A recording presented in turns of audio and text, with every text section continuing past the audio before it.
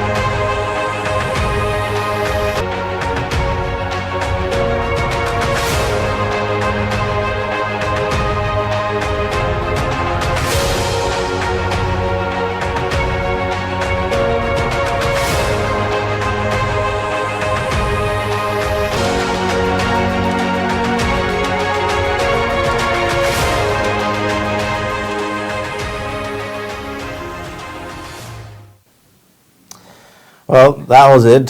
Today, the September 28 is World Rabies Day, a health observance started in 2007 to raise awareness about rabies and bringing together partners to enhance prevention and control efforts worldwide. World Rabies Day is observed in many countries, including the United States. The day is an opportunity to reflect on how rabies impacts our community and other communities around the world. Rabies is often found in wildlife. However, roughly a quarter of reported rabies cases in the United States are a result from dog bites. The best way to protect you, your family, and your pets is to keep dogs and cats up to date on their rabies vaccination. Interesting. Rabies. You know, we were just saying here that how many dog owners or people who own, puppies as pets actually observe this ritual, I would say, of taking their dogs and all of that for vaccination. Very few. Maybe for pets, maybe too far, but maybe let's talk about like domestic dogs, the usual dogs that we see around. I've not seen a lot of that happen. We are already struggling to feed in a day. Who has the money to take a dog for vaccination in Nigeria? Yeah, it's very important though that if you want to keep a dog in your residence, then you must make sure that you do the needful so that you can protect others, from danger of rabies. Because the fact is, when someone, when the dog bites someone, then it becomes a problem, especially if that dog is able to transmit rabies to people and it's around. quite expensive as well to treat rabies. It is, really, it is. And sadly, I would say some of the dog owners, I'm not sure if they could even treat someone with rabies. Peradventure, their dog gets to bite someone and all of that. But it's something that we should take very importantly in Nigeria. Our veterinary doctors, I believe we have them, quite a lot of them. We have them, but it's sad that we don't get to patronize a lot of them. And they've been complaining about that too. And maybe it's because we don't know the importance of getting our animals vaccinated and treated as well. Yeah, it's very important. So get them vaccinated, so that we can protect our society from this, rabies disease. All right, we'll be taking a look at the dailies on Daybreak this morning, and we'll do that just right after this break. Please stay with us. My name is Samuel Dada. Yakubu Isa, ana mana kabila jeji. Aminu Musa. A wannan harkar ce muke dan samun abinci, an muke taimaka mu wasu da yawa. Looking for private jobs. Sometimes you get employed and the process of payment, you undergo some kind of stress.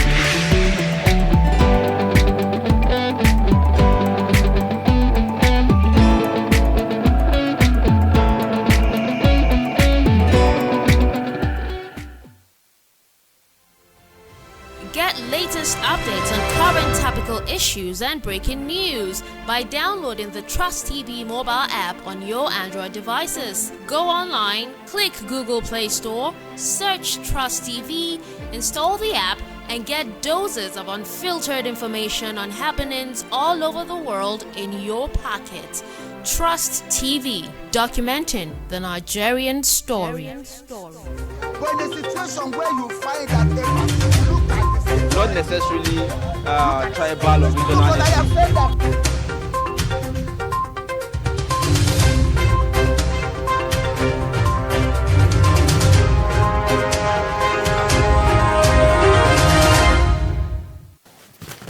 All right, thank you for staying with us. And if you're just joining, it's Daybreak, and I will say yes, you're joining right on time because we haven't really gone far.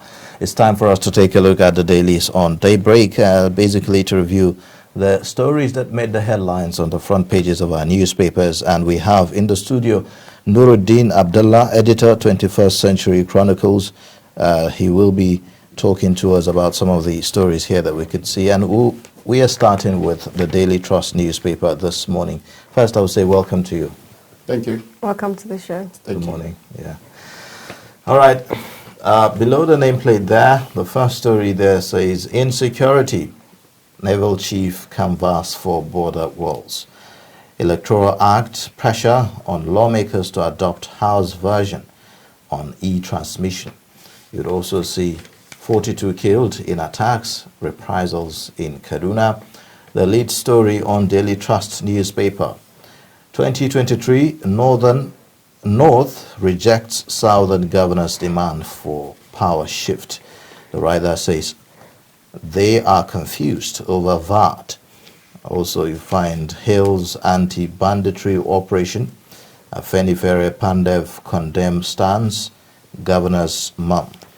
You would also see the pictorial there showing you the northern governors and traditional rulers yesterday in Kaduna, where they had a meeting discussing quite a number of issues. The issue of VAT was one of them, and also the issues of the fight against insurgency. Beside that, Nigeria's e-Naira platform goes live without transactions. We'll find out. We'll see how that goes.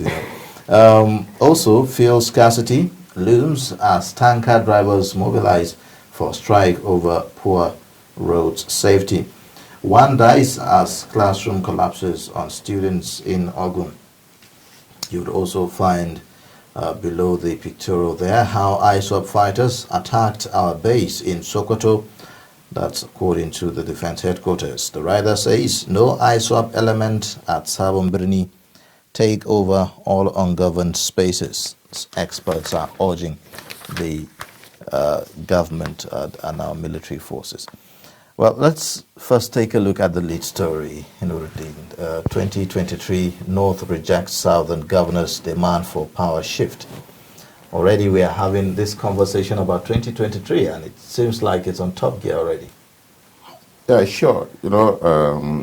20 months away to the next transition, politicians now sharpen their knives now just to devour the national cake. That's how I look at it. Power shifts, rotational presidency, it's principally an elitist thing. A businessman in Kantunkwari in Kano, or in Aba, or in Oshodi, or in Bayelsa, who understand this. Why? Because an average Nigerian doesn't bother who rule the country, provided he will give you water, he will ensure security. If he has an issue, he can go to a hospital and get treated.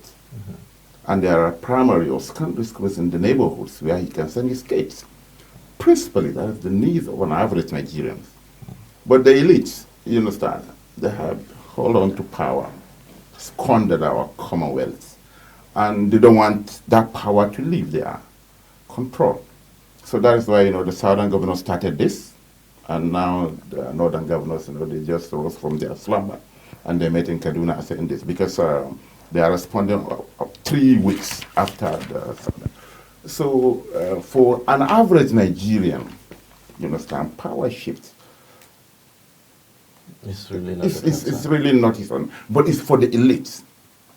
The northerners have been, Buhari has been here in the last 6 years, and in the last 2 years, those around him think that, okay, the power may slip their hands, and that's why now they're trying all this maneuvering to ensure that they retain power, so that they will continue. But shouldn't we be having, this rotational arrangement, looking at the heterogeneous nature of our country, and looking at, the various agitations that we've always seen, that, always surface about issues of marginalization, issues of, not feeling like being part of the system and all of that. Yes, let me draw your attention to one single fact. We now operate in a democracy. Governance by the majority. If we want rotational presidency, if we want power shift, then we should amend the Constitution to reflect that. You can agitate, you can converse, you understand, but not through violence, as some people are doing. It is not, for instance, my fault that I am in Nigeria and I belong to a ethnic group or a region that is the minority. It is not my fault. But if, for instance, now I find myself in that condition, what should I do? It should be negotiation. There was negotiation in 1999 when we returned to democracy. And a southerner from the southwest was picked and presented. In fact, at that time, we had 2 southern candidates from the same geopolitical zone. Chief Olusegun Obasanjo, who was even serving a prison term, and Chief Olufalaye. The 2 parties, or the 3 parties, the PDP presented Chief Obasanjo, AC then, and APP presented Chief Olufalaye. It was as a result of negotiation, not violent agitations. It's democracy is ruling by the majority. So in this case, I think that's what we should do. And besides, we have 2 major political parties. The PDP has a rotational presidency in its constitution, even though it is not a Nigerian constitution. The APC doesn't. And in the last 21, 22 years of our current dispensation, there are times when this constitutional and this, even the PDP violated its constitution. In 2011, President Jonathan violated the constitution of the PDP and contested the election, and he won. Because in 2007, Yar'Adua was there. Unfortunately, he died. Yes, as the constitution provided, his deputy continued until 2011. But it's a 8-year tenure. So a northerner should have been fielded by the PDP to complete Yar'Adua's tenure. But the then vice president said no, and he contested, and he won. So even those who have rotational presidency in their constitution do some infractions. So observe that. Exactly. So the issue is simple. What we just need to do is people who don't have numerical power should engage those with numerical power in discussions, not violent agitations, because it's democracy. games of numbers. Okay. Now, they are saying they are confused about VAT. Do you think that's just an excuse? No. I think, to me, there is this agitation for fiscal federalism, restructuring, and what have you. And I can say the Southerners, are wiser than most of my Northern governors. So since you cannot amend the Constitution to allow state to control their resources or to control the monies, generated from their states, then that's what Rivers did. They went to court, citing how this even VAT sales tax metamorphosed into what we call now VAT through the military regimes. And he got an injection of the Federal High Court in Port Harcourt. Even though there is an appeal now, even though there is, the federal government said that they are going to the Supreme Court for interpretation. But the fact remains that even if, for instance now, the federal government, in fact, the federal government is too big. It's too big. It's humongous. Power should devolve to the other tiers of governance. Look at it. What is the federal government now doing with all fire service? So would you say that, because some people have said, look, it's not really about this devolving of this power, that even with the powers that the subnationals and the other tiers of government have, what have they done with it? And so some feel that it's needless, this argument about devolution of power. But on the flip side of it, would you say that the current structure that we have is responsible for why we are seeing this multiplicity of agitations and certain forms of criminal activities, security, and all of that because of the less attention at that lower level? Sure. Let me start an instance. The country is battling security in the name of insurgency, in the name of banditry. Check the federal police budgets. Apart from salary, what else do they do? The subnationals you mentioned, local government and states, fund the police force in their various states. They buy communication gadgets, they pay allowances, they buy vehicles, they foil them, and what have you. And still they don't control them. That is the dilemma of Governor El-Rufai. He will tell you spend billions on these forces, but still, the architecture is something else. So what we are saying here is this. There are certain issues that should be relegated to the subnationals. The federal government should hands off. I'm telling you now, the federal service, fire service, is establishing offices all across the country. Why? Federal fire service, safety service, and all other crimes, it's a local government matter, not even a state. But now the federal fire service is establishing offices all over the place. Again, what the southern governors are saying here is this: northerners, wake up from your slumber, look for money to sustain yourselves. This fight has just started. I want my local government to be converted into a state. Same thing with her. But where's the money? We only come to Abuja. I remember in this office, April 2013, we did this story, that only Lagos can survive without FAC allocation. And we have indicated. Even with all the series of bells out, some states are still owing salaries, not to talk about pension and what have you, not to talk about other capital projects. So the fact remains that whether there is a VAT war or there is no VAT war, it simply means that the states need to look inward, need to diversify way of generating their own revenue. Okay, before we move on, earlier you mentioned we need restructuring. What do you mean by that? Restructuring in the sense that, like I said, VAT is part of the restructuring that you're talking about. There are certain issues that the federal government should hands off, leave it to the state. With this banditry, I think state police is not only necessary but expedient. Understand? That's one of it. Yes, there will be violations. Even now, at the federal, as a federal institution, there are still some violations. but allow the state to have their own police. So that the guy in Sokoto should not be calling Abuja for help. The guy in Zamfara, something. Not only, how many police force do we have in the country? Less than 500,000.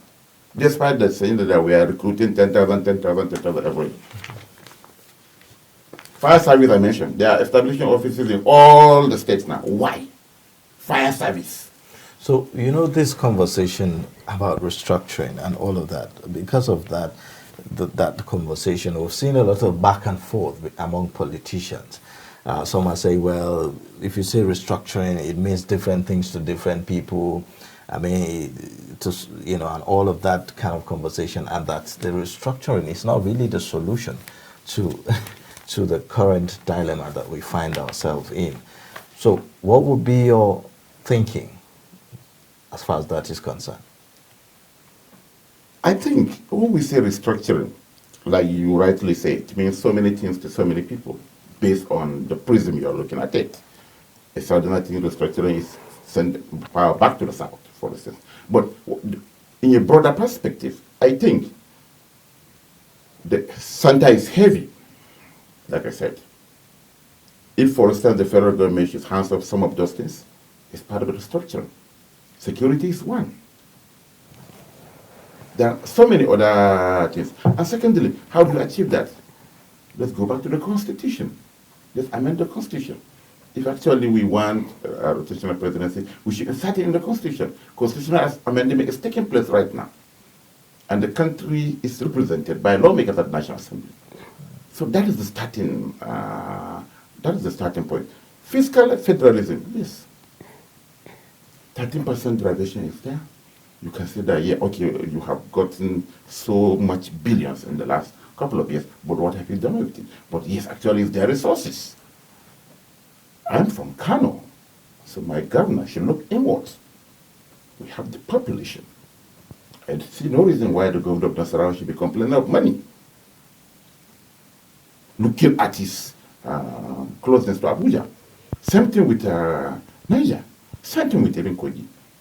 So it simply means that we are not putting our thinking caps. There are certain things that we can do to make so much money, so that there won't be even this VAT or what have you. Right. Okay. So let's move on to our next daily for today, looking at the Punch newspaper.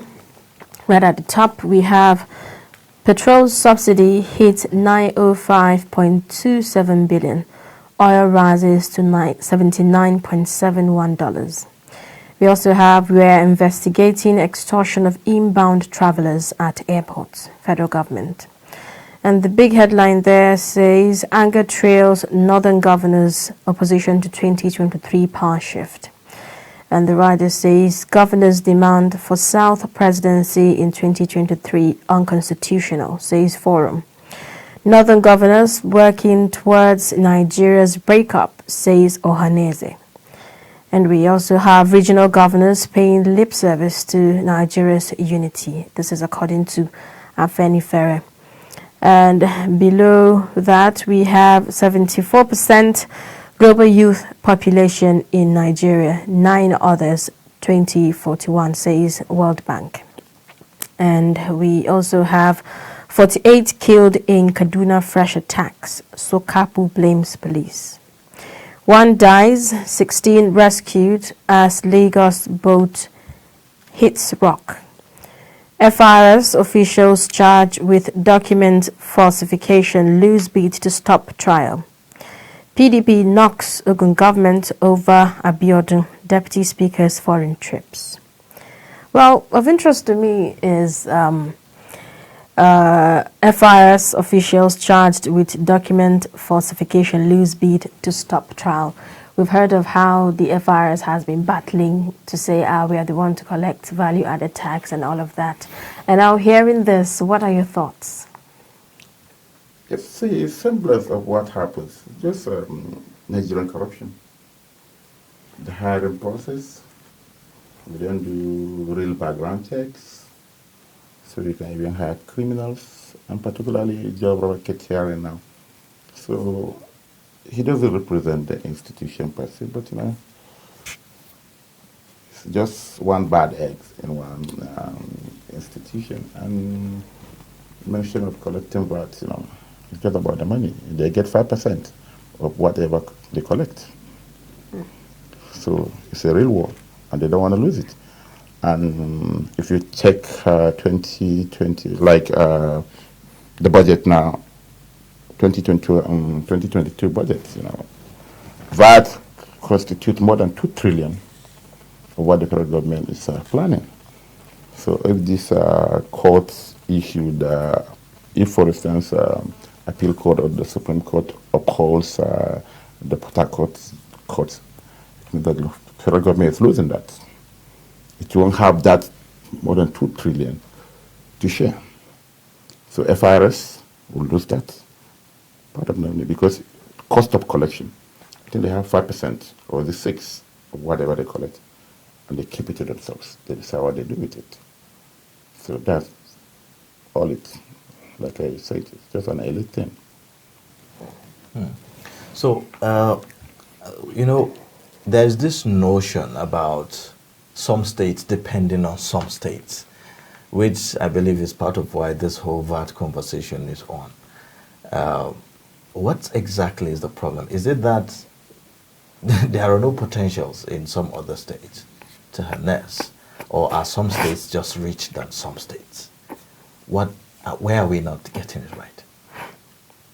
The whole thing is about the Nigerianness in most of our politicians. Politicians win elections, no matter how good you are, no matter how creative you are or innovative you are.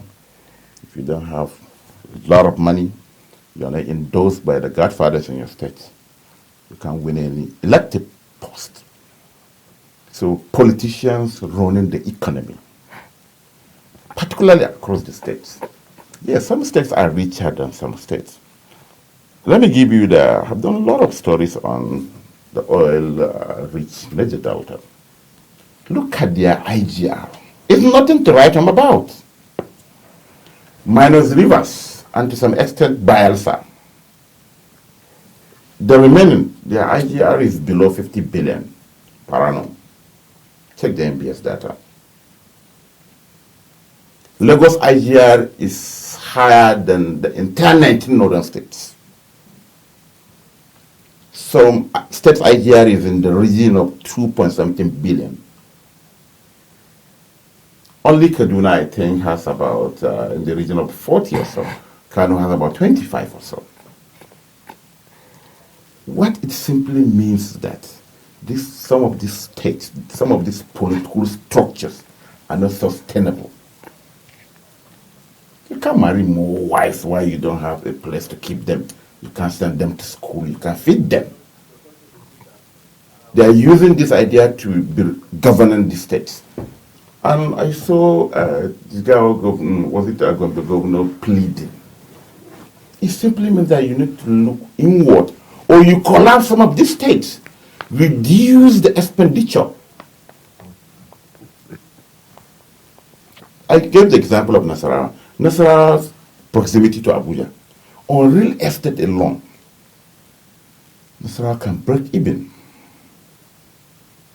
What it simply needs to bring investors. Me and you and most of you now, if there is standard roads, if maybe there are even rail, we can relocate. Coming to work and going back. Getting more revenue and everything. But they didn't think that way. Same thing with Niger. Immediately after, Suleja is Niger State. But what do you have here? Slums. Another issue has to do with the cost of governance.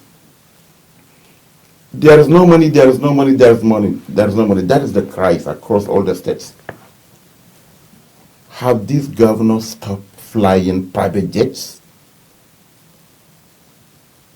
Have they stopped jetting out at every goddamn opportunity? Are their kids schooling in Nigeria, not abroad? Are their wives not on shopping spree in Dubai, Paris, UK, and what have you? No. Look at even their convoys. They still maintain large motorcade, guzzling millions on foiling alone. Not to talk of maintenance. So it's a one-sided story. There is no money, and they are not doing anything to create that money. And the little we have, they are spending it on free bullets.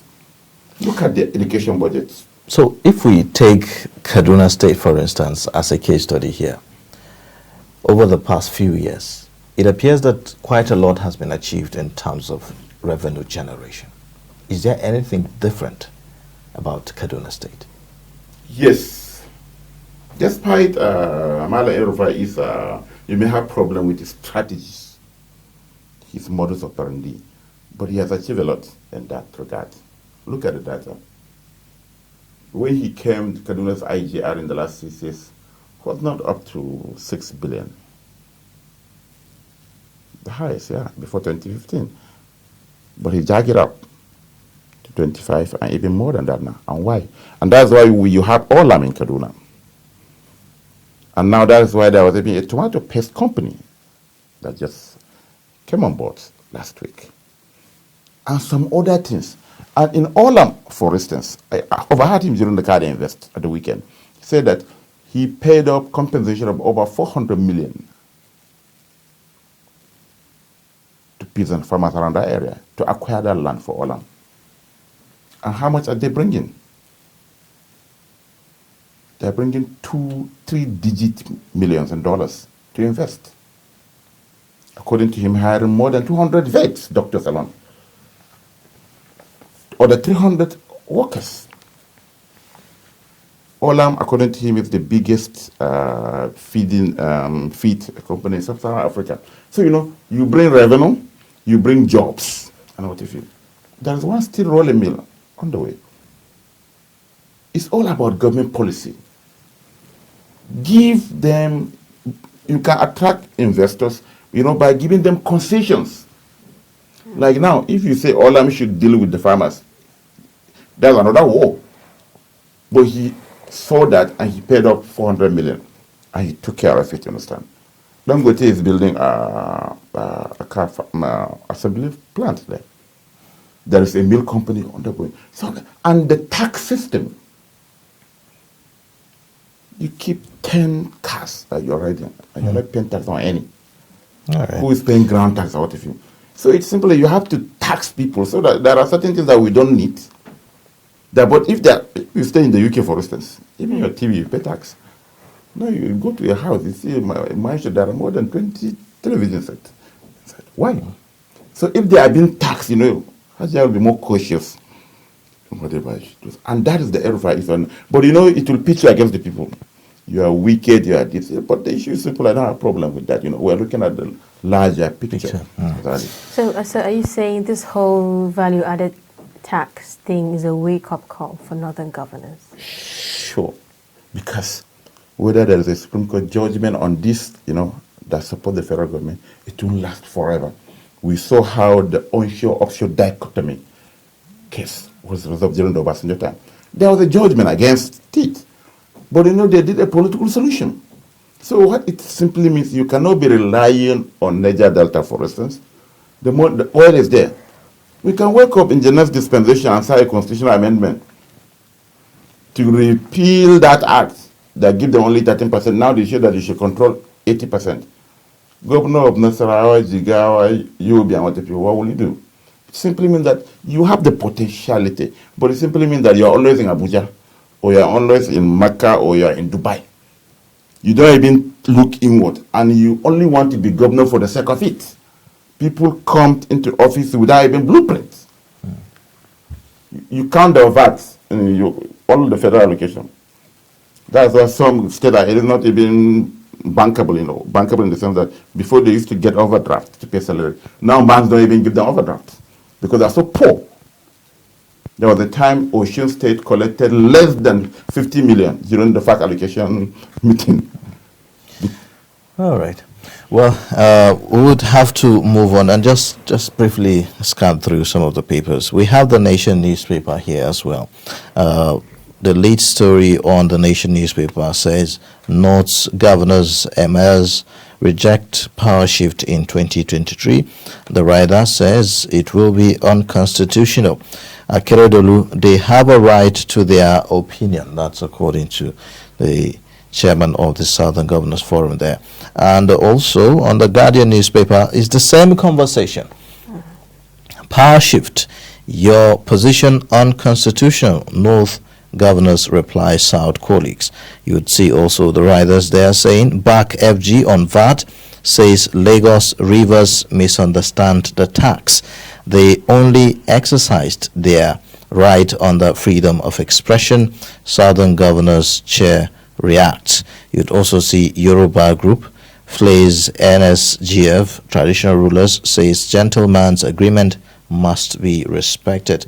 Below that, the pictorial in particular, you would see Zamfara residents lament indefinite telecoms shutdown amid rise in bandit activities. I think that's about that on some of the papers that we have. The same conversation on all the papers that we are looking at today about the power shift.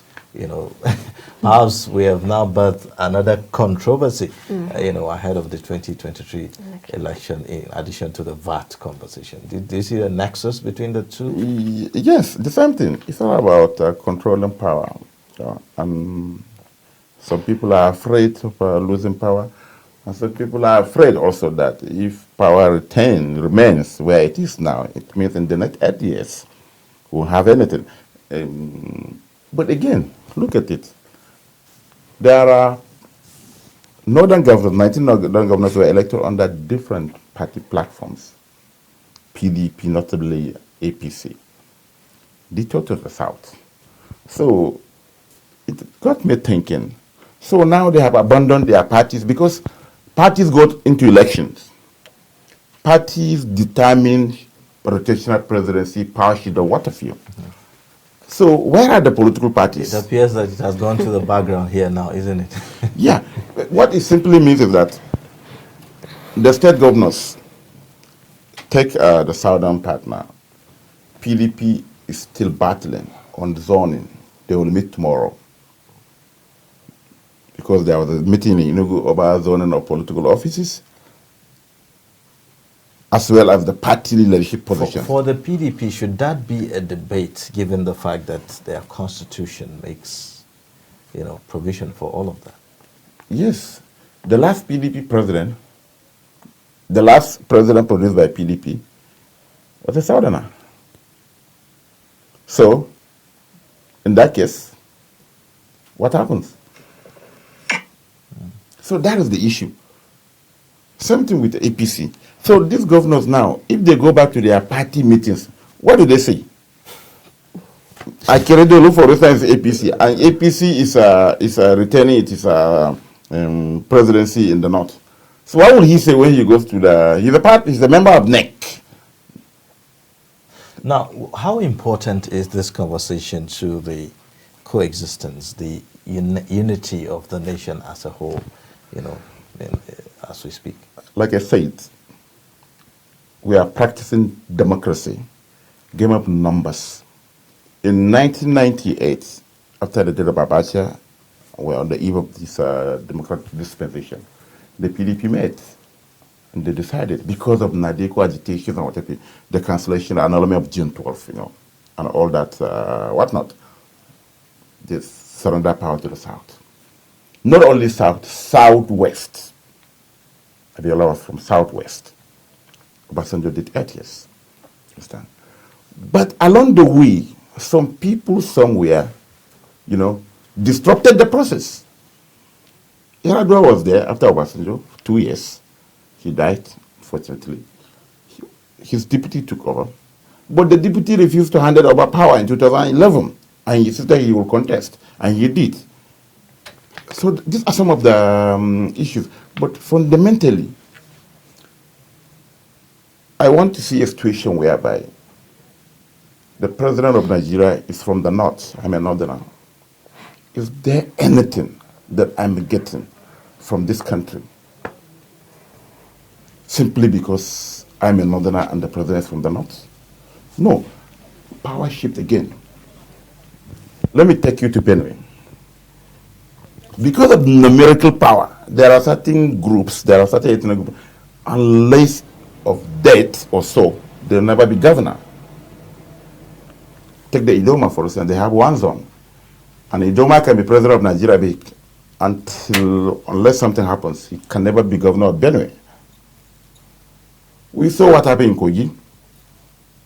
If Governor Audi did not die,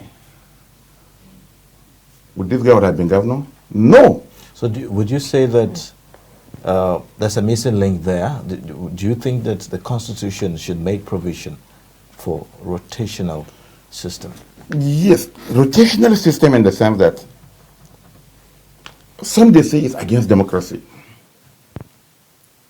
If, for instance, you come from one of the ethnic groups in Nigeria or one of the regions with poor numerical power, what it simply means here is you have to convince those with numerical power to vote you. That's the way to go about it. After all, 1993 elections, Chibemikewo Abiola, a Southerner, a Southwesterner, defeated House of Fulani, Bashir Tofa. In Kano, if you look at the statistics, Tofa only won in Kogi out of the 19 states result that were released before the annulment. Tofa only won in Kogi. Abiola defeated him in Kano metropolis. Why? It simply means that Abiola has the appeal. So all right. When you say poor numerical power, what do you mean by that? I don't, how can I put it? Some people have, take for instance, there are more than 300 ethnic groups in Nigeria. But the prominent ones are the Wazobia, Hausa, Yoruba, Fulani, and Hausa, Yoruba, Igbo. Nobody planned that. We just saw ourselves in that condition. So if, for instance, that you belong to a group that is outside these three major groups, you can't do it by fight. It has to come to them and convince them, appeal to them. They can support you. So that's what I'm saying. There are some people. So, but as it stands, do you see the political elites, ready to think in that direction of, what some people consider as political engineering, for the sake of Nigeria? We've had these agitations everywhere. How can we ensure that politicians do not cash in on this and further continue to, I would say, make the country more divided? It's possible. It's very possible because it was done in the past. I cited the example of how Obasanjo, who was sentenced to life imprisonment, was brought from prison, dusted off, granted amnesty, funded, and sent to the villa.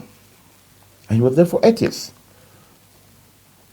My take simply is, this is possible, but not through violent agitations, name callings, and what have you.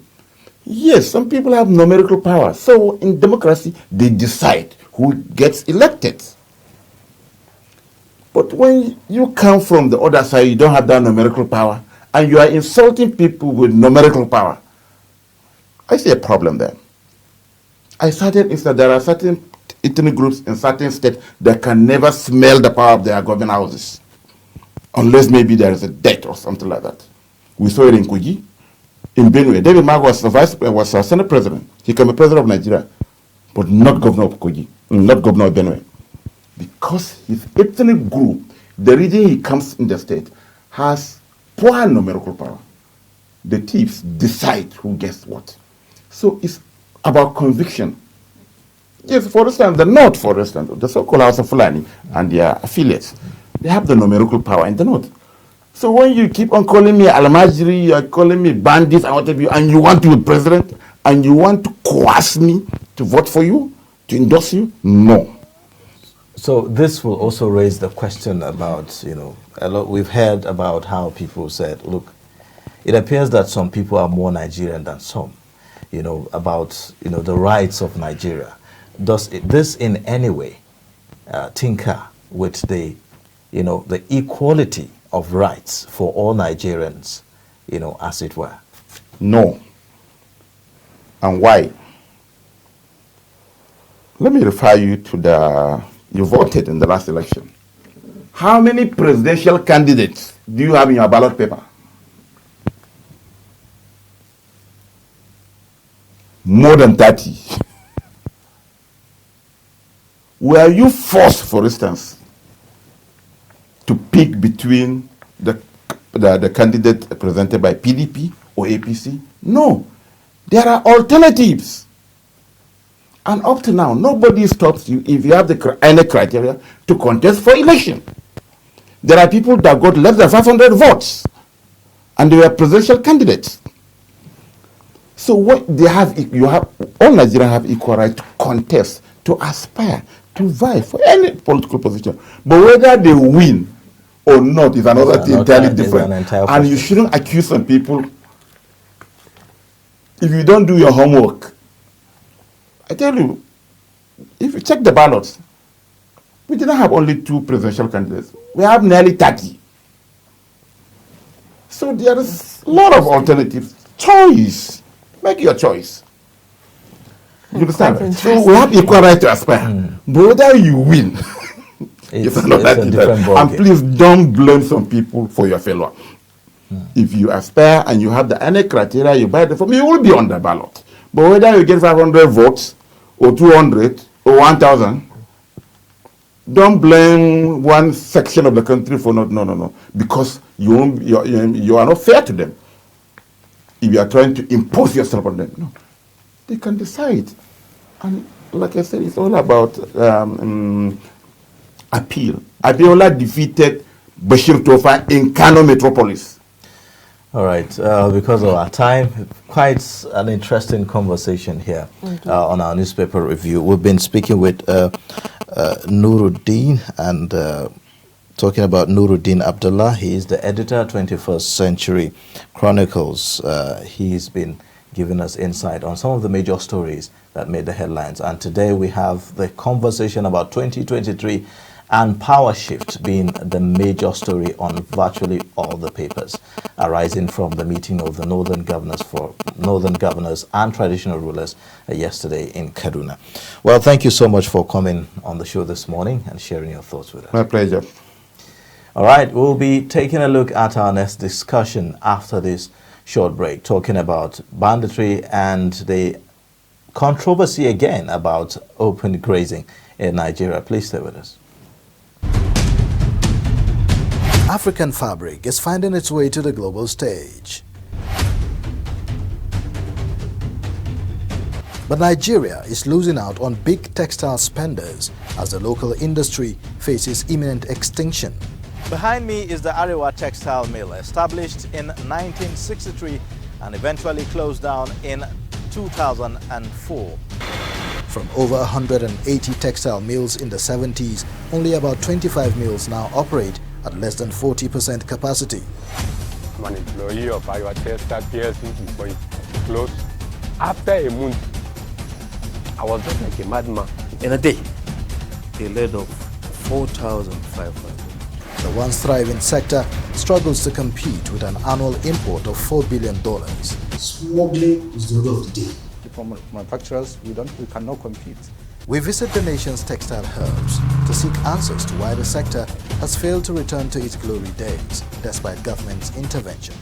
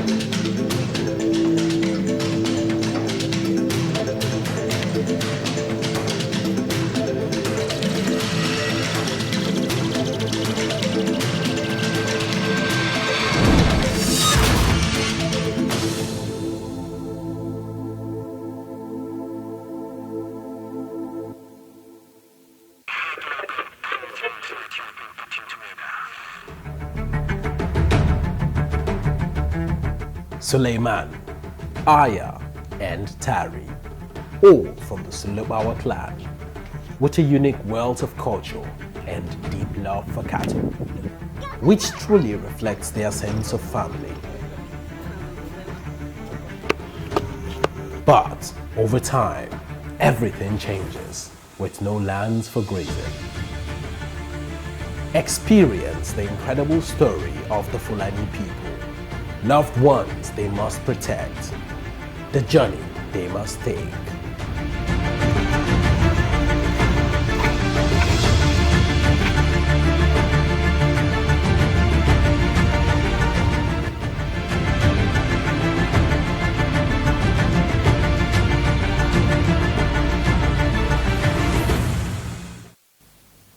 Welcome back. If you are just joining us, this is Daybreak on Trust Television. It's now time for us to start the discussion segment of the show. Now, pastoralists and herders have embraced open grazing as full-time job, trekking long distances looking for fodder and water for their animals. The consequence of this is clashes with sedentary farmers. Many state governors enacted laws prohibiting open grazing. The consensus, however, is that time has come for herders to embrace ranching, to cater for their animals and organize the business to even greater levels. Elsewhere in Europe and the Americas, livestock owners are practicing ranching, and that is helping their respective economies because livestock play a pivotal role in human development and remain the main source of protein. And now we have in the studio Sale Momale, Executive Director, Pastoral Reserve and Lecturer, Geography Department, at Bayero University, Kano. Thank you so much for joining us. Good morning. Good morning, Nigeria. Good to have you, Jonas. Thank you very much. Of recent, the conversation about open grazing, to ranch or not to ranch, has taken over the airspace. And we've seen some states come up with laws, to criminalize open grazing. And even across board, there is a consensus, apparently, by lawmakers, governors, about the sustainability of open grazing. But again, how to deal with it, there are quite divergent views as to the approach on how to, handle it. Where do you stand in this argument? Okay, thank you very much, and good morning, Nigerians. First, I need to appreciate the Trust Television and also to welcome you for coming strongly on board and for also engaging the Nigerian public and creating many of the discourses that is helping the country to shape its policies. I think I will start my discourse by first of all reminding us as Nigerians of the importance of the sector we are talking about. The pastoral population and the pastoral economy, by the analysis conducted recently, is ₦1 trillion worth of asset and investment in this country. The recent analysis indicates that if we are to turn it into monetary terms, it's worth over 33 trillion naira. Now, this is a huge industry that no nation can afford to play with. Again, although there are no reliable or accurate statistics on the population of the pastoral population in Nigeria, the general estimates put them between 12 to 15, in some estimates up to 18 million people. This is a huge national population whose development, whose economy should be of strong interest to the government, to the people of Nigeria. So I think Nigeria has made so many mistakes in the past. If you look at many critical sectors of our economy, we have allowed many things to degenerate, and we have destroyed through inappropriate policies, practices, a lot of the economic resources of this country. And I think the nation is paying dearly for it. If you take our textile industries, that was booming and beginning to become one of the key drivers of the Nigerian economy, through inappropriate policies, we destroyed the sector. If you look at our artisans, you know, many of our local crafts and industries, many of them have also been allowed to decay. If you look at even the crop farming sector, until the very recent initiatives that is trying to transform it and to help the small-scale peasant farming systems to grow, at one point in time, we became largely dependent on the importation of food. And up to now, we are still striving to be food secure, especially in some of the key crops that we produce and we consume in this country, like rice, like flour and other things. So I have to caution Nigerians and the government of Nigeria, as well as the shapers of opinion, including the media organizations, that we are not only doing this service to the pastoral populations, but also to Nigerians and the Nigerian economy and our future populations, if we, through inappropriate and wrong policies, destroy the system of production that is viable. I urge all our intellectuals to read deeply, to read widely, to read literature, and understand how this pastoral system of production is organized. And let us collectively come to organize and see how do we salvage it and how do we grow it. Taking over from there, professionally, in every sector, there is no one way of addressing a challenge. There is no one way of developing a sector. There are multiple pathways. There are multiple ways. There are multiple scientific, technological, cultural, socio-economic ways of developing sectors. If you take the livestock sector, especially the pastoralists, we have different pathways we have advocated over these years. If you go to countries, even in Western Europe that we speak about, if you go to the US, if you go to Mexico, if you go to Brazil, they are not practicing one system of production. India today is among the largest dairy producers in the world. India does not have the kind of intensive livestock farms we have in Western Europe. They do not have all these Frisian, big production, let me say, factories where milk and beef is produced like we have in Western Europe. The practice in Brazil, in the United States, in Texas, Arizona, is entirely different with how livestock is produced in the Netherlands, in the UK. It's entirely different because the economies, the environments, the ecological conditions, you know, the available resources are entirely different. In countries like the US, where you have vast land areas, you find a single ranch, we are talking about in Nigeria here, occupying 50,000, 60,000, 100,000 hectares of land belonging to a single investor. We cannot afford that luxury in a country like Nigeria. In India, most of the milk is not produced by 150 cows owning households. It's produced by smallholder farmers who keep 2, 3, 4, 5 animals, manage them within their homesteads, grow their feed resources within the local environments, feed those animals, collect that milk, and develop an efficient system of milk collection and a reward system for the smallholder producers. If you go to countries like Kenya, even Botswana that Nigeria always refer to, Botswana does not have big ranches handling 500, 100, 10,000 cows like you have in some farms, maybe in Asia, especially some of the countries like in the Arab world, or even countries closer to us here, like Morocco. They do not have those kind of farms. What they have is a network of smallholder producers owning 20, 15, 30 cows, managed effectively within smallholder areas. Coming back to Nigeria, if you look at the Nigerian pastoralists, how many are they? How much livestock do they own? Simply, they have been grouped just into 3. Large owning households, I mean in terms of animals, medium-sized livestock holders, and smallholder producers. But what is happening in Nigeria? The training and capacity of both the large herd owners, the medium herd owners, and the smallholder farmers is very weak. And they are still practicing the traditional system of rearing animals. And that is what in literature today, in courts, they have described as open grazing, whatever that means to anybody.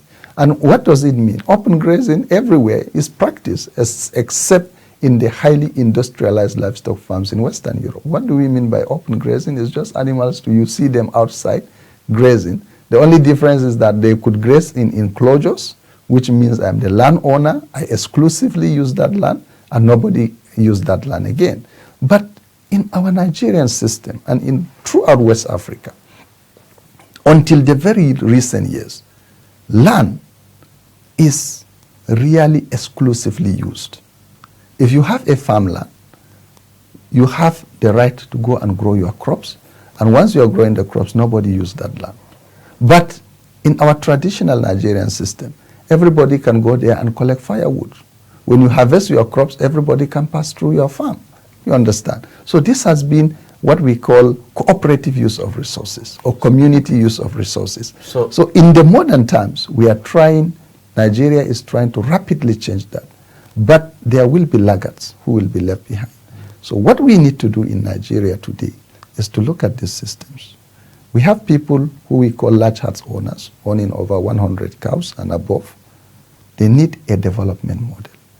How do they transit from the current system of grazing animals in one, lands that are not their own, two, in marginal areas, be them forest reserves, be them uncultivated fields, be them fallow lands, isn't it? So basically lands that they do not own. And I think this is what many people, particularly in the southern states, are talking about, that we do not want to see animal owners grazing in lands that are not their own. So it brings into a big question the issue of the land tenure system and land ownership structure. The second thing is that the pastoral producers, be them large herd owners or small herd owners, do not make conscious efforts in developing resources, particularly feeds for their own animals. So they depend on the natural feed resources. You do not think that the laws, for instance, that are being enacted in some states, against anti-open grazing, do not take into consideration some of the arrangements that you have highlighted here? Until we are able to see the laws and read them and study their provisions, it might be inappropriate or an assumption to begin to talk about the content, the spirit of those laws. But practically speaking, development and production systems are least regulated by laws globally. They are more regulated by policies, guidelines, and procedures. And these policies, guidelines, and procedures can easily change with the introduction of a new concept, a new production system than laws, for example. Simply put, if you just change the use of this camera we are using for this purpose of recording, and you bring in a new camera, what will change? The guidelines and the operations procedures will change. So that is how production systems are organized. They are driven more by policies. So what I would have loved to see more is more robust policies that will respond to the current challenges, that legal provisions that will try to catch or that are so difficult to change, that are so difficult, to operationalize, that are so difficult to implement. So what we need to see in Nigeria are what policies are we putting in place? What programs are we putting in place? Which intervention mechanisms are we going to put in place to address the critical things? First of all, we need to increase the productivity of the herd, the animal. How do we achieve that? We need to see policies that will promote, artificial insemination, breed selection, increase nutrition for animals to increase productivity, increase veterinary services, increase extension support. Secondly, we need to see policies and programs that will improve the capacity of not only the smallholder and medium or largeholder pastoral producer, but collective capacities of the entire rural economy within which he revolves, because he does not live in isolation. So we need to see policies that will strengthen animal extension, that will strengthen integrated crop livestock development production systems, especially as our local pastoralists and farmers populations are knitted together within the rural economies, within the rural landscape. So these are the policies we want to see. The third thing is that we have seen how inter-community relations are getting worse, where communities that live together, either because of ethnic or religious differences or other forms of manipulations, are increasingly being teared apart. How do we need to see policies that will strengthen inter-community relationship for social harmony and peaceful coexistence. And finally, the other key driver of some of these disturbance and some of these narratives is insecurity. We need to see more robust policies that will bring in inclusive processes of dealing with the current state of insecurity, criminality of various forms, recklessness on the parts of a lot of young people from many of the rural communities as well as the rising band of criminals that are terrorizing our local populations. I think these are the policies that we need to see more being put together to transform our entire system of rural governance and the rural economy and strengthen our communities together. Okay. Now, the Osun State government recently organized a training for pastoralists in the state. Don't you think that's a step in the right direction? Certainly, that's what we are looking up to. In fact, that is what is needed. What is needed is just not, the major challenge sometimes is just a one-stop initiative. You have organized the training. What follow-up actions have you lined in the process? And that's why I said policies, programs, and interventions. Once our governments focus on this, we as professionals are assuring Nigerians that within the next 2, 3, 4, 5 years, we will not only see a peaceful rural landscape, but more prosperous rural landscape that will also positively impact on the national economy. Now, would you say that there is politicization of this conversation about open grazing or ranching or what have you, as we have been experiencing in recent times?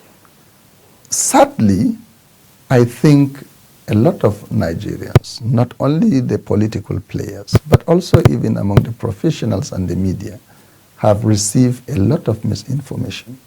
And again, there is a lot of negative perceptions and stereotypings, not only of the pastoralists, but also of the entire production system and the entire economy surrounding livestock and crop production in this country. And I think this has not helped us.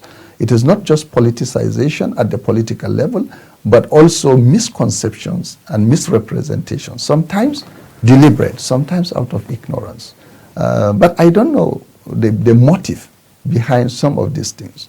But predominantly, what Nigerians, what the media players, and what our political leaders need to understand is that there is always a negative repercussion for any inappropriate actions. And I think Nigeria at this time, with the challenges we are facing, it will be a big mistake again to go back to that trend of enacting inappropriate policies and pursuing inappropriate interventions that will further dip the country into more chaos and disturbances. Okay. No.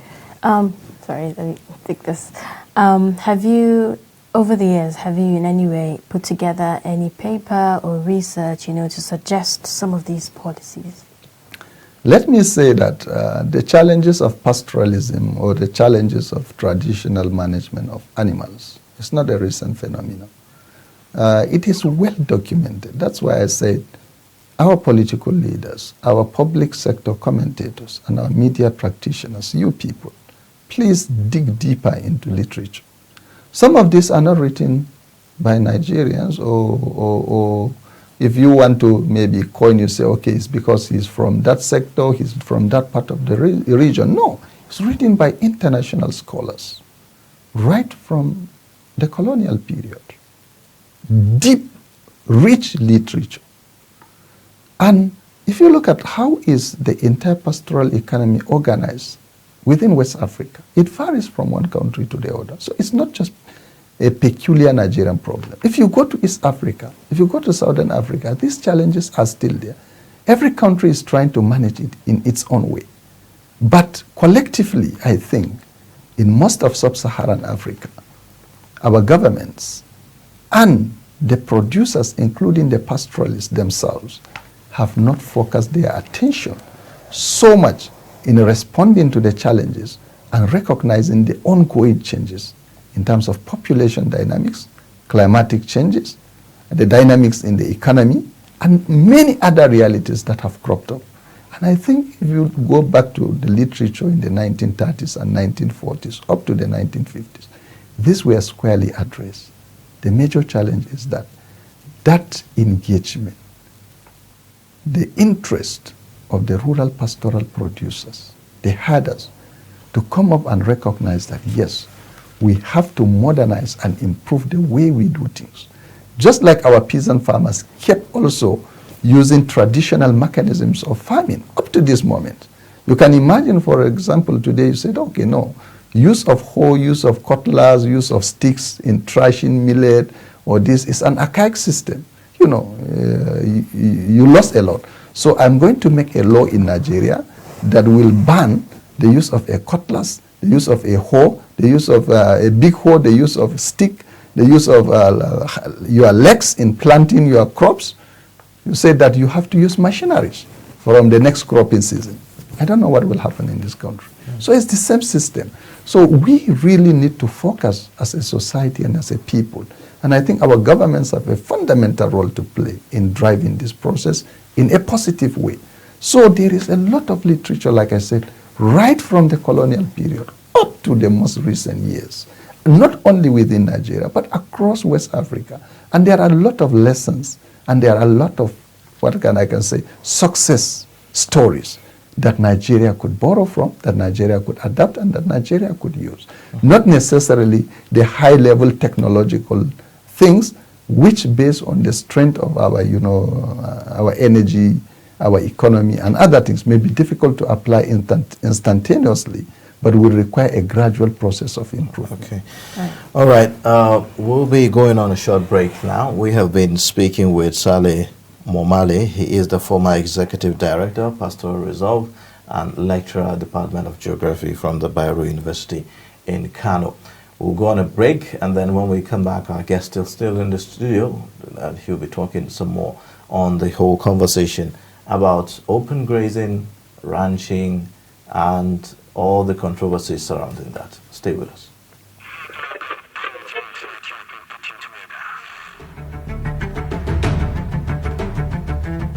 Suleiman, Aya, and Tari, all from the Sulubawa clan, with a unique wealth of culture and deep love for cattle, which truly reflects their sense of family.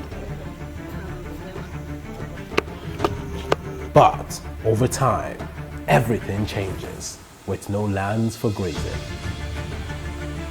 Experience the incredible story of the Fulani people, loved ones they must protect, the journey they must take.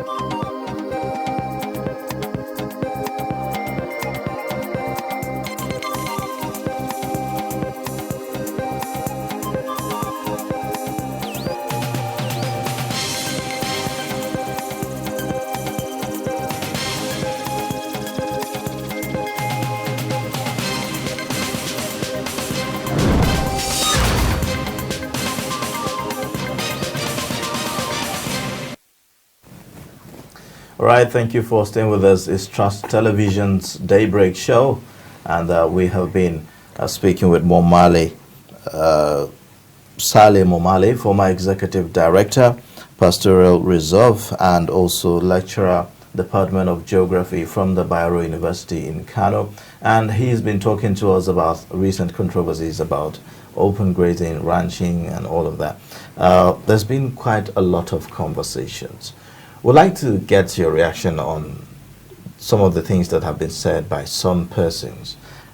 Things like pastoral pastoralism is a business just like any other business in Nigeria, and so should not be given any form of preferential treatment when it comes to, you know, adopting laws and all of that. What would you say to that? Okay, thank you very much. I have had such discussions, but I think what is more useful is to focus on really those things that will move us forward as a nation rather than some of these controversies. But it's very important to create the appropriate awareness and to address some of the misconceptions and misrepresentations, some out of ignorance or inadequate understanding, while some deliberately being pursued for certain interests. But like I keep saying to every Nigerian is that whatever goes round, like they do say, comes back round. When we destroy any facet or any segment of our economy, it pins us all. And at the end, we will all suffer the pains and the consequences. Taking it, if you look at the livestock economy that is managed by the pastoral producers, the headers, you see, there is what we call, in the value chain analysis, what we call the upstream, the midstream, and the downstream of that particular sector.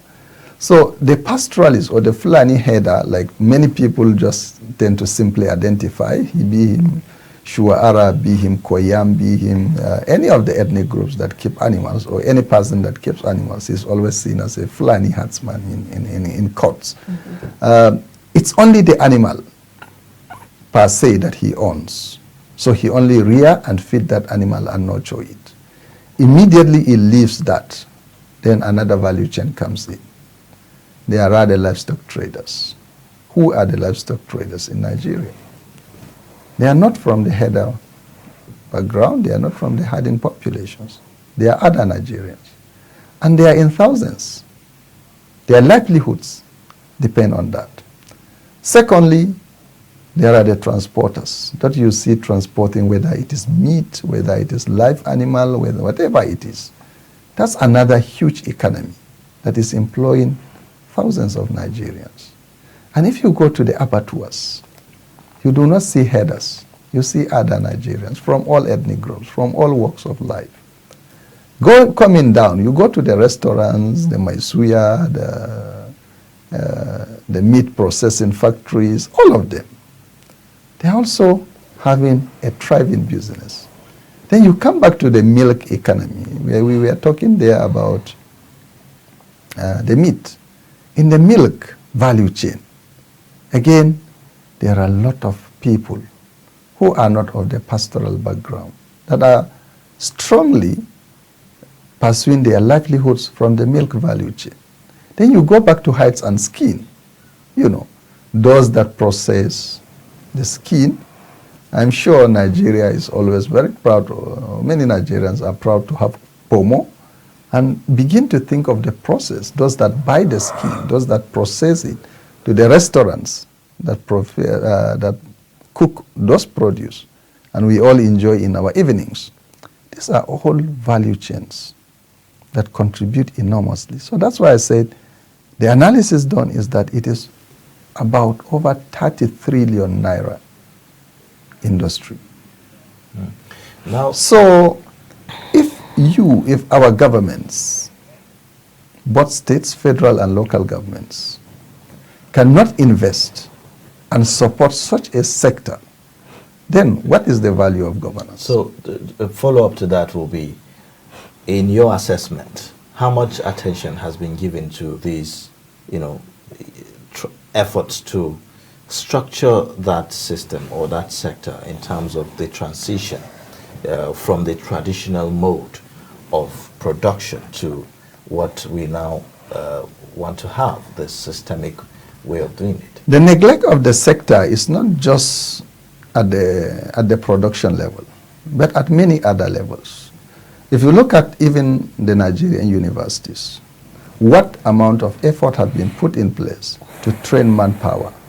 Apart from the various departments of animal production, what efforts have been made to train manpower for the local producers in terms of range management? Most Nigerian universities don't run degrees in range management and restoration of the ecologies of the pastoral producers. And like I said, this is ₦1 trillion worth of investments. In the past, when Nigeria had the resources, they used to send people to the US universities to reach range management. So you can see, if we need professionals in this sector, we have to send professionals to other countries to go and train. And since governments have not been significantly investing in foreign training, most of these professionals are no longer available, and everybody recognizes that.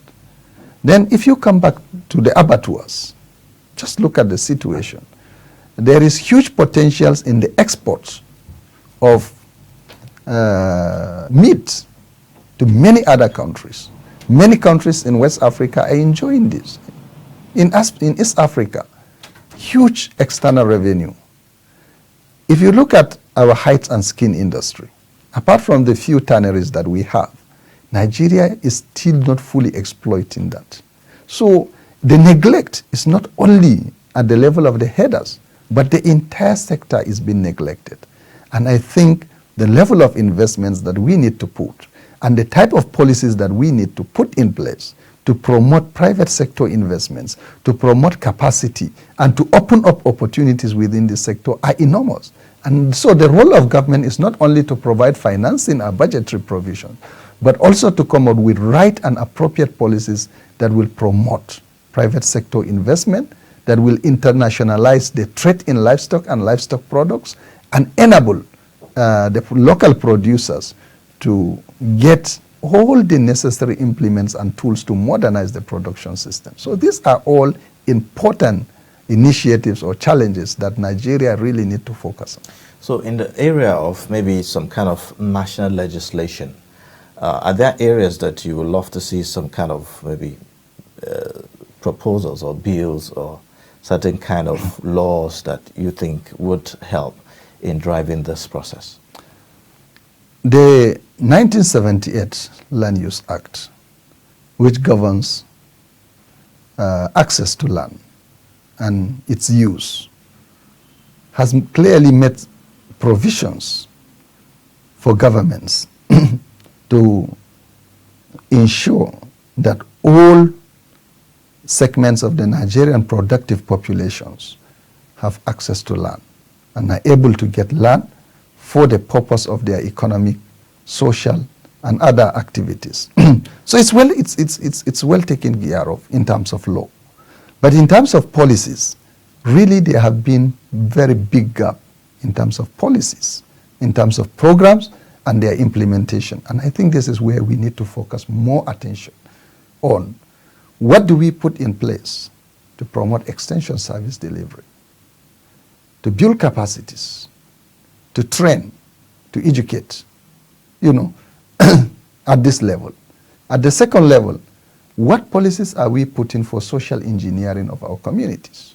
How are we driving them? How are we motivating them to recognize the opportunities that exist within what they are doing to improve this and to engage our youths in more productive ways?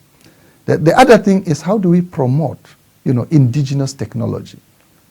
Everything technologically, we have to, import it from other countries. We have a lot of fabricators, those that fabricate simple machines for the crushing of crop residue into livestock feeds. How do we promote this? Those that will take animal manure, process it into biogas, and generate electricity for this system of production. How do we improve, the integration between the pastoral producers and the farming populations? What we call beneficial exchanges between the crop farming and the livestock producing populations. How do we promote and strengthen these relationships? These are all important policies, programs that we want to see. The National Livestock Transformation Plan have been put in place. It has robust provisions, but the implementation have not been vigorously pursued. So we really need to see a lot of investment, a lot of support in this sector, a lot of encouragement of private sector producers, and a lot of engagement with our local producing populations, as well as strengthening our local institutions, especially our traditional rulers, who were very effective in managing the land, the water, the forest, and the grazing areas within the local areas. So the practice that takes place in this community or this local environment with good leadership and strong community institutions may be entirely different from what is taking place in the nearby community. And again, we have not given adequate attention to the coordination of some of these migratory activities of pastoralists. We need to put up a robust framework for coordinating and monitoring the movement of cattle owners from one location to the other, which was well regulated in the past. All right. At this point, we'll go on another break, and then when we come back, the show will continue. We are speaking with Saleh Momale, former Executive Director, Pastoral Reserve, and also lecturer on the Geography Department from the Bayero University in Kano. Please stay with us. Get latest updates on current topical issues and breaking news by downloading the Trust TV mobile app on your Android devices. Go online, click Google Play Store, search Trust TV, install the app, and get doses of unfiltered information on happenings all over the world in your pocket. Trust TV, documenting the Nigerian story. African fabric is finding its way to the global stage. But Nigeria is losing out on big textile spenders as the local industry faces imminent extinction. Behind me is the Arewa Textile Mill, established in 1963 and eventually closed down in 2004. From over 180 textile mills in the 70s, only about 25 mills now operate at less than 40% capacity. I'm an employee of Arewa Textile PLC before it closed. After a month, I was just like a madman. In a day, a load of 4,500. The once thriving sector struggles to compete with an annual import of $4 billion. Smuggling is the order of the day. For manufacturers, we cannot compete. We visit the nation's textile hubs to seek answers to why the sector has failed to return to its glory days despite government's intervention.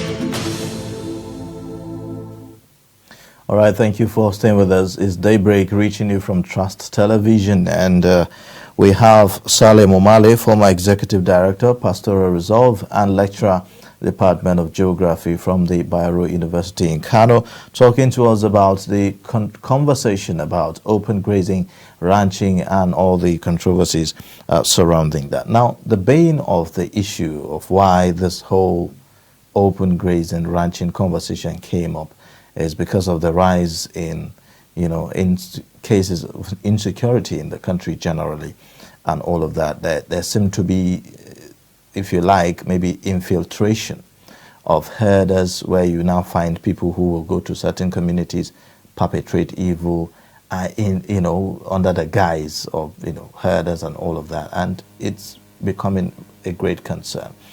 What are some of the things that you think can be done in order to sanitize, or I would say to regulate herding, aside from, just banning the open grazing thing? Yeah. I think I like, this concept of regulating, because everywhere, in every sector, there is nothing that goes without regulations. So it's very easy for us to work regulations that will stipulate how everything can be organized. And that is very important. If we had focused on this, that would have helped a lot in the previous years. That's one. Secondly, it's all about the projection of how this criminality has grown and how it is organized and how it is. The major things from some of our researches is that the current criminal enterprise is taking place within the remote rural areas. And therefore, since it is taking place, with these pastoral populations, we are also living in these remote rural areas. So certainly, the same ecology and the same environment is being used for herding activities and for keeping victims of criminality, especially kidnapping. So what do we need to do? We need to thoroughly analyze this criminal enterprise, how it is organized, and how best to deal with it, away from how we are going to handle and manage the pastoral production system, because they are two different things. The other one is a production system, the other one is a criminal enterprise. So merging the two of them and trying to use a common solution to deal with them will certainly not work. And this is what I keep, many of us has kept discussing and also suggesting and advising governments, the media, and many other opinion shapers in this country, that we need to really contextualize this situation separately and try to find a way of dealing with each in its own way. That is very important. Then, again, like I said, when there is kidnapping on the highway, or when people are stolen, and then people say it's herdsmen, or when bandits attack a particular area, and then you say it's herdsmen, I think it's a total misrepresentation. Because if I'm Fulani and I go to commit a crime somewhere, I'm not committing a crime as a cattle rearer, but he's committing it as an individual. So he's not carrying his cows when he's going to the highway to rob or to kidnap people. So it has nothing to do with herders. So we need to distinguish the two. Herders are people. When you say somebody is a herder, is a person who is tending his animals. And anybody who is not tending animals and goes and commits a crime, I think he should be identified with his crime rather than his background activity or where he originated from or where his parents or the occupation of his parents. Because one of the greatest victims of this insecurity are the herders themselves. Because before anybody was kidnapped, they were first kidnapped. Their animals are rustled continuously up to this moment.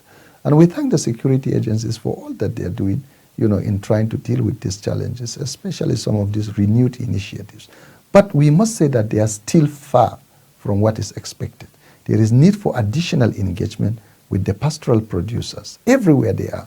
So I think this is very important. So to deal with this, first of all, we must use our intelligence services to try, to demarcate boundaries between all of this. Two, we have to do robust rural engagements. Our intelligence agencies, our security agencies, our traditional leaders, we all need to come together and do that. Three, we must strengthen local government administrations. Our land officers in the local governments, our forestry officers in the local governments, our agri-extension workers, our animal health workers, they must all be remobilized to move to the rural areas to work with our local populations. We need to have reliable statistics, reliable information on our populations. Who are the cattle owners? Where are they? Where are they moving to? We have to give the necessary documentations, papers and identifications. And that's why this concept of livestock traceability, livestock registration is also very important. And once we are able to put these frameworks, I think we'll be able to achieve a lot in terms of knowing who our citizens are and in trying to distinguish between peace-loving citizens and criminal citizens. Because this is part of the challenges. You can hardly distinguish between the criminal and the innocent. But once we do this profiling, that will be very important. Again, building capacities of our traditional rulers who have been neglected and who have not been provided with capacity to deal with the emerging challenges. You can imagine a village head who has never seen kidnapping coming, and nobody has trained him or has given him, any knowledge or skills on how to deal with this. And therefore, we need to have stronger collaborations between our local governments, our state governments, and our traditional institutions, and organize our rural populations in such a way that we will be able to segregate between our citizens and what we call criminal elements, that are either Nigerians or they're coming from wherever they come from. They are criminal elements. We must isolate them and deal with them. Okay, so some of the things you highlighted, simply as a result of the absence of governance at the local level. Some people have attributed, ungoverned spaces as part of why we have this insecurity continuing unabated and all of that. So how do we refocus our attention to the local level, to the rural level? Some people have blamed it on the current structure that we have, that it's, seem to pay more attention to the central government and all of that. So how do we refocus attention to the local level? I think you, the media, you have one of the most important role to play in this. Let's hold our leaders accountable at every level. Let's hold every divisional police officer accountable for any kidnapping that is done within the area of his jurisdiction, and you will see change. Let's not ask the governor.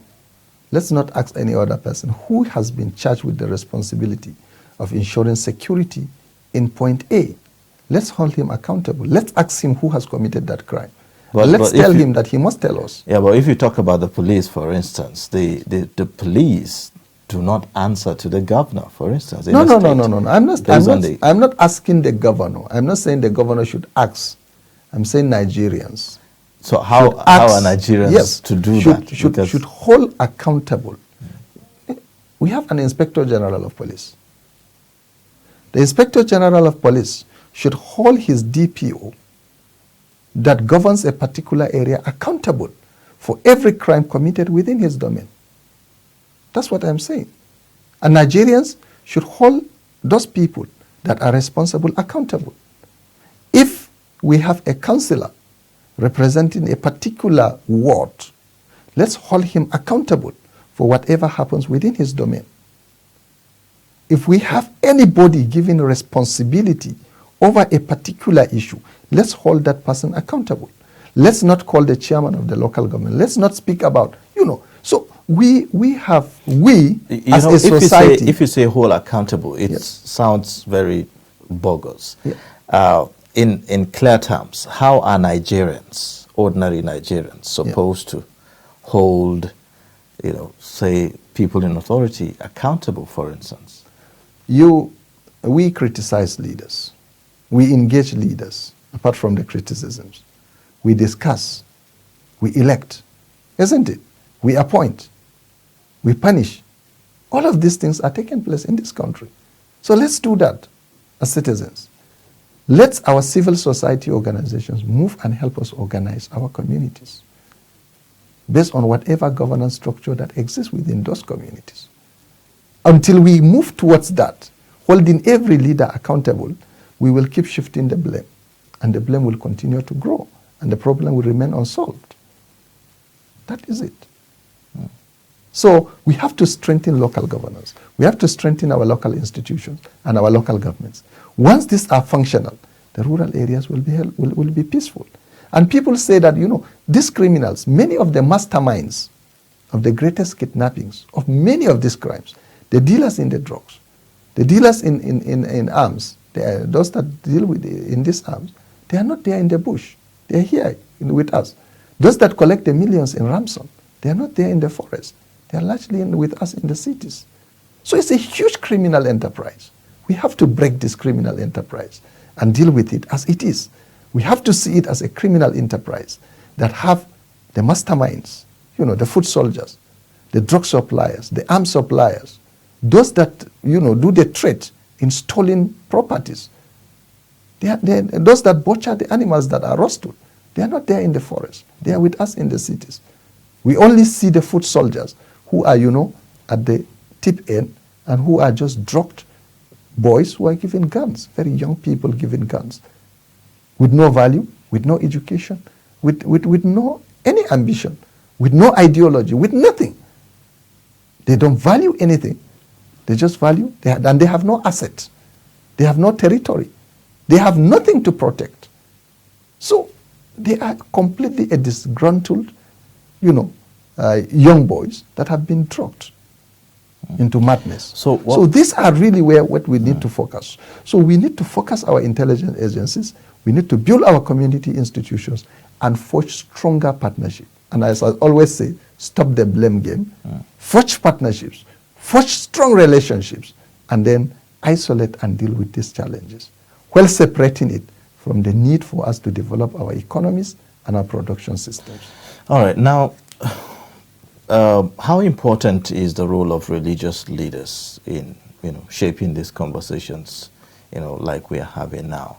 Because it appears that for some of those who perpetrate this criminality, that it doesn't seem like there's any respect for any form of religious, institution, in the country. I mean, it doesn't seem like it, because if there is, then they wouldn't be embarking on the kind of activities that they are engaging in. So talk to us about the role of religious leaders. Well, I need to distinguish between two. The role of religious leaders in stopping the criminals or in reorienting the criminals, that's entirely a different thing. I think in every society and everywhere there are criminals. And whatever the level of preachings, that's why we have prisons, that's why we have religious injunctions, that's why we have punishments. Because we all know that there are certain people by the nature, they are bound to commit one small crime or another. So that's entirely different. But our religious leaders have one of the strongest responsibilities and a very important role to play in enlightening us, the citizens, to understand the dynamics of this, to understand the injunctions of our religions in responding to this, to help us bury some of these meaningless differences that we are amplifying. Ethnic difference, religious difference, social difference, class difference, socio-economic activity differences, these divisions among us as Nigerians. I think nobody has that stronger responsibility and role than our religious leaders. So that is why they are very, very central and fundamental. They need to preach peace. They need to preach understanding, respect. They need to preach to us the value, the sanctity of life. We all need to come back to our senses to respect that human creature and any other creature by God, and to stop this anarchy and some of these misbehaviors and some of these rhetorics and unnecessary comments, and controversies like you call them, that we are just facing in this country. Nobody has that power, that strength to help Nigeria move out of this impasse like our religious leaders. All right. Well, thank you so much for coming on the show and for speaking with us on Daybreak. We have been speaking with Saleh Momale, former Executive Director, Pastoral Resolve, and also a lecturer from the Department of Geography in the Bayero University, Kano. Thank you for coming. Thank you very much. And we hope to have you again another time. Thank you so much. Yes.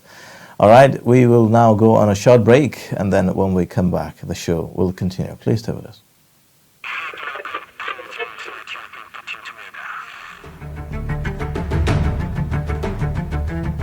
Suleiman, Aya, and Tari, all from the Sulubawa clan, with a unique wealth of culture and deep love for cattle, which truly reflects their sense of family. But over time, everything changes with no lands for grazing. Experience the incredible story of the Fulani people. Loved ones they must protect, the journey they must take.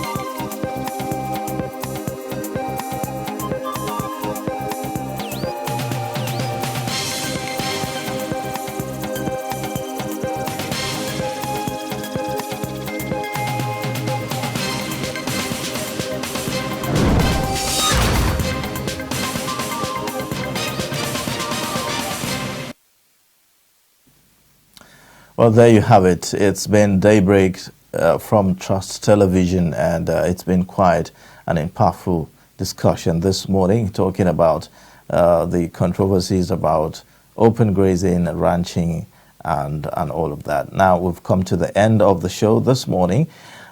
We call on you to join us again tomorrow for another time on the program. In case you've missed for today, you can catch up on our social media handles. Particularly, you can click the subscribe button on our YouTube channel at Trust TV, and also all our social media handles for latest news updates.